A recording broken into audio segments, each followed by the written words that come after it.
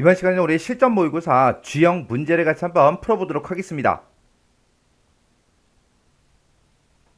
문제 3번이요. 문제 3번 보니까 이제 분석 작업이다 라고 해서 우리 배점이 20점이 되어 있죠. 주어진 시트에서 다음 작업을 수행하고 저장하시오. 그렇게 이제 문제가 나왔습니다. 자, 지금 여기 분석 작업을 보게 되면 1번 문제, 2번 문제하고 두 문제가 나왔습니다. 자, 우리 1번 문제가 이제 부분합을 이제 작성하는 그 문제가 나왔고요. 우리 2번 문제가 목표값 찾기 문제가 나왔습니다. 자, 이 두 문제를 우리 엑셀을 통해서 같이 한번 문제 풀어보자고요. 1번 문제요. 1번 문제 보니까 이제 분석 작업 1번 시트에서 다음 지상을 처리하시오. 그렇게 이제 문제가 나왔습니다. 지금 우리 분석 작업 1번에 봤더니 지금 이렇게 이제 데이터가 쭉쭉쭉 이렇게 이제 들어있죠. 자, 우리 부분합 기능을 이용해서 제품 코드별 판매 현황이라는 이 표에서 그림과 같이 우리 등급별로 구입 원가 그리고 순이익 이 두 가지 값에 대해서 최대값과 우리 최소값을 계산하시오. 그렇게 이제 문제가 나왔습니다. 그러면 우리 문제 그림 좀 잠깐 보자고요. 자, 우리 문제 그림 보니까 지금처럼 이렇게 이제 되어 있습니다. 여기 보니까 각각 이제 등급별로 전부 다 이제 우리 고급형의 최소값이다, 최대값이다, 최소값 하고 이렇게 이제 계산이 돼 있죠. 그때 이제 최소값하고 최대값은 구입원가와 순이익에 대해서 이렇게 이제 최대값과 최소값이 싹 다 이렇게 이제 계산되게끔 이렇게 이제 우리 부분합을 만들어라. 그렇게 이제 문제가 나온 거예요. 그럼 이제 우리가 부분합을 싹 다 이제 작성했을 때 그때 우리 이 문제 그림과 똑같이 이제 작성이 되어야 되겠죠. 자, 그럼 이제 우리가 부분합이라는 걸 이제 작성을 할 텐데 부분합을 할 때는 딱 두 가지만 기억하면 되죠. 우리가 제일 처음에 부분합을 하기 전에 반드시 뭘 먼저 해야 된다. 우리가 그룹별로 이제 보고자 하는 그 필드를 기준으로 해서 우리가 이제 정렬이라는 걸 먼저 해주고 그다음에 이제 두 번째로 이제 우리가 부분합을 이제 작성하면 됩니다. 근데 지금 이 문제에서도 최대값하고 우리 최소값을 계산하라고 했어요. 그러면 두 개의 이제 부분합을 우리가 작성을 하는데 그때 이제 두 번째 부분합을 우리가 작성을 할 때는 반드시 새로운 값으로 대치라는 거 있어요. 그 새로운 값으로 대치라는 곳에 원래 체크 표시가 되어 있거든요. 그거 이제 체크를 해제를 꼭 시켜줘야 돼요. 그래서 우리가 첫 번째 부분합 빼고 나머지 부분합 작성할 때는 무조건 이제 새로운 값으로 대치를 해제를 시켜줘야 여러 개의 부분합들이 화면상에 이제 짜잔하고 나타난다고요. 그래서 이 두 가지만 잊어버리지 않으면 우리가 이 부분합 문제는 크게 틀릴 게 없습니다.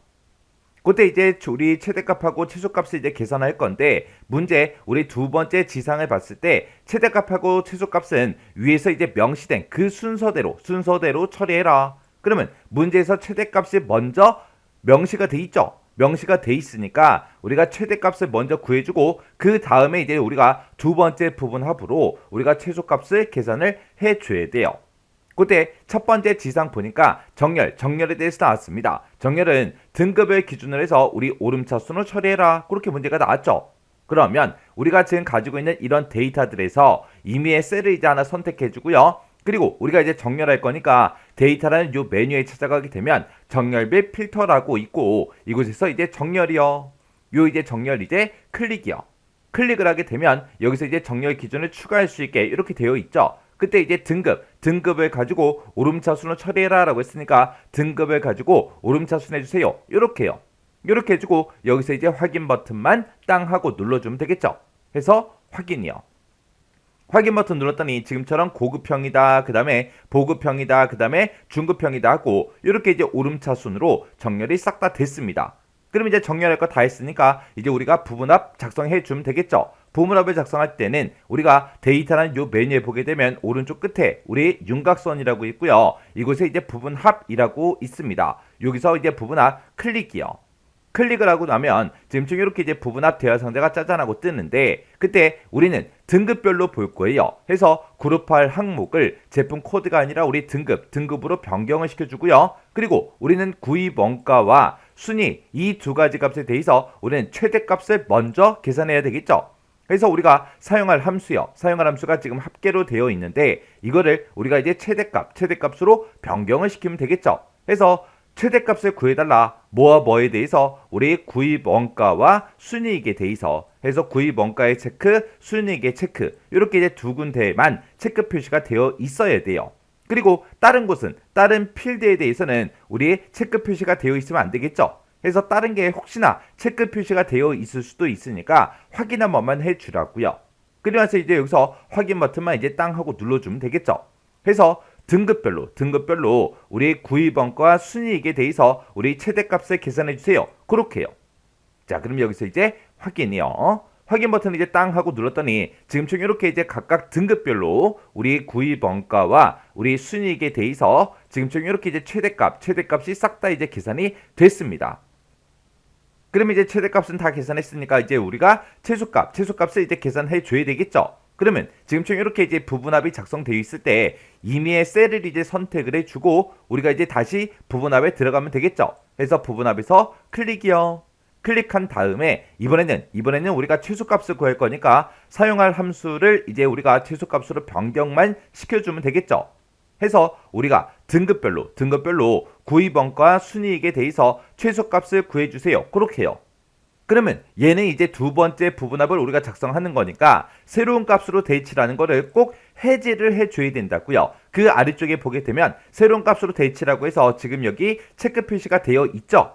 요거 이제 체크 표시를 꼭 해제를 해줘야 됩니다. 이렇게 이제 해제를 해주고 그러면서 여기서 이제 확인 버튼만 눌러주면 되겠죠. 해서 확인이요.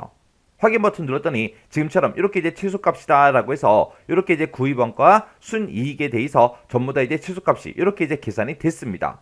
이렇게 해서 우리가 이제 두 번째 부분합을 만들 때 새로운 값으로 대치라는 거 이거를 해제를 했기 때문에 원래 아까 처음에 만들었던 그 최대값도 지금 같이 나타나는 거고 최소값도 같이 나타나는 거예요.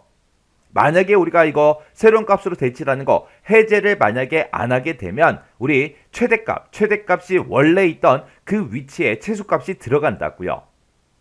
그래서 지금처럼 이렇게 이제 우리가 만들어주면 되는데 지금 이 등급을 봤을 때 이 등급은 우리 B열에 들어있죠. 근데 이 B열의 그 열 너비보다 이곳에 써져 있는 글씨가 더 길어요. 그래서 얘가 이제 글씨가 잘릴 수도 있기 때문에 우리 B열과 C열 그 사이에 경계선 있죠. 경계선 여기다 이제 마우스를 갖다 대고요. 이렇게 이제 양쪽 화살표 모양이 나오면 그때 이제 더블 클릭이요. 더블 클릭해서 이 셀 안에 들어있는 그 내용에 맞게 열 너비를 이렇게 이제 조정해 주면 됩니다. 그럼 이제 우리가 이제 문제 풀 거 다 했어요. 그럼 부분합 끝났거든요. 지금 끝났으면 이제 우린 뭐 해야 돼요? 우리 문제상에 그려져 있는 그 그림 있죠? 그 그림이랑 내가 지금 방금 작성한 이 그림이랑 요거랑 이제 똑같은지 다른지 전부 다 이제 확인해 주셔야 됩니다. 요런 이제 데이터 값들 당연히 이제 확인해야 되는 거고요. 그리고 요런 거 이제 글씨가 잘리는 게 있나 없나 그런 것도 이제 우리가 이제 확인해 줘야 되고 그리고 그 앞에 있는 윤곽기호요. 윤곽기호까지 싹 다 이제 확인을 해 줘야 됩니다. 이렇게 해서 확인해서 문제 그림과 똑같으면 이제 1번 문제 끝이요. 2번 문제요. 2번 문제 보니까 이제 분석 작업 2번 시트에 대해서 다음의 지상을 이제 처리해라. 그렇게 이제 문제가 나왔죠. 우리가 분석 작업 2번 시트로 이제 이동을 했더니 이렇게 이제 기말고사 성적표하고 이렇게 이제 데이터가 쭉 들어 있어요. 그때 문제를 보니까 목표값 찾기 이 기능을 이제 이용하래요. 목표값 찾기 얘를 이제 이용해서 기말고사 성적표라는 그 표에서 유하성이라는 그 학생이 있대요. 우리 유하성 학생이 지금 이곳에 있죠.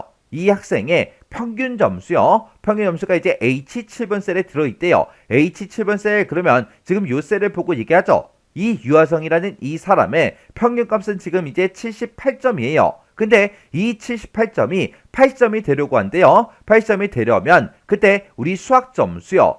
수학 점수가 지금 우리 뒤에 7번 셀에 지금 이곳에 들어있죠. 이 점수가 몇 점이 돼야 되는지 그걸 이제 계산해라. 그렇게 이제 문제가 나왔습니다. 그러면 요 78점이 80점이 되려고 한다. 그때 이 수학 점수가 몇 점이 돼야 되냐? 그렇게 해서 우리가 목표값 찾기를 해주면 되겠죠. 그러면 우리가 이제 목표값 찾기라는 걸 이제 할 때는 우리가 데이터란 요 메뉴 이제 찾아가고요. 여기서 우리 예측에 보게 되면 우리의 가상 분석이라고 있습니다. 요 가상 분석 요거 이제 땅 하고 찍어주고요. 우리 이제 목표값 찾기를 할 거니까 목표값 찾기 요거 이제 땅 하고 이제 찍어주면 되겠죠. 그랬더니 수익셀이 뭔지 우리 찾는 값이 뭔지 값을 바꿀 셀이 뭔지 이렇게 이제 세 가지를 물어봐요. 우리는 지금 이 78점이요. 유하성의 이제 평균 점수가 몇 점이 될 거예요? 우리 80점이 될 거죠. 80점이 되려고 했을 때 그때 우리는 이 수학 점수가 몇 점이 돼야 되냐? 그거 이제 물어보는 거죠. 해서 D의 7번 셀에 들어있는 이 78점이 80점이 되고자 한다. 그때 우리 D의 7번 셀이요, 우리 유화성의 우리 수학 점수가 몇 점으로 바뀌어야 되냐, 그렇게요. 그렇게 해서 우리가 설정을 다 해주고 여기서 이제 우리가 확인 버튼만 이제 땅 하고 눌러주면 되겠죠. 확인 버튼 눌렀더니 목표값 찾기 상태하고 이렇게 이제 떴고요. 이곳에 보니까 우리 셀에 H7번 그 셀에 대한 그 값 찾기 답을 이제 찾았다, 그렇게 떴죠. 우리가 아까 목표값이 80점이었죠. 현재 값이 이제 80점으로 바뀌었다, 그렇게 떴어요. 그럼 여기서 이제 우리가 확인 버튼만 이제 땅 하고 눌러주면 되겠죠. 아까 이 유하성이라는 이 사람의 평균 점수는 아까 78점이었는데 이제 80점으로 바뀌었어요. 그리고 수학 점수요, 이 수학 점수가 원래는 아까 72점이었다고요. 근데 80점으로 바뀌었죠. 해서 이 유하성이라는 이 사람은 수학 점수가 이제 우리 80점이 되면 그때 평균값이 이렇게 이제 80이 된다. 그렇게 해서 우리가 목표값 찾기를 해준 거예요. 이렇게 해주면 우리 목표값 찾기 끝이요. 이렇게 해서 우리 분석 작업에 있는 이 두 문제를 다 같이 한번 풀어봤는데, 이 문제도 풀어봤을 때 뭐 엄청나게 어렵거나 그런 내용들은 없었죠. 해서 여러분들이 앞에 있는 그런 모의고사들 차분하게 잘 정리하고 잘 문제를 풀고 넘어오셨다면 이 정도 수준의 문제는 여러분들이 충분히 혼자서 이제 문제를 다 풀 수 있었을 거예요. 자, 그럼 이 문제도 여러분들의 강의가 끝나자마자 직접 엑셀 파일을 열어서 문제를 풀어보시고, 문제를 풀다가 혹시나 잘 안되거나 헷갈리는 그런 문제가 있을 때는 꼭 해당 문제를 반복적으로 꼭 연습하고 지나가셔야 돼요.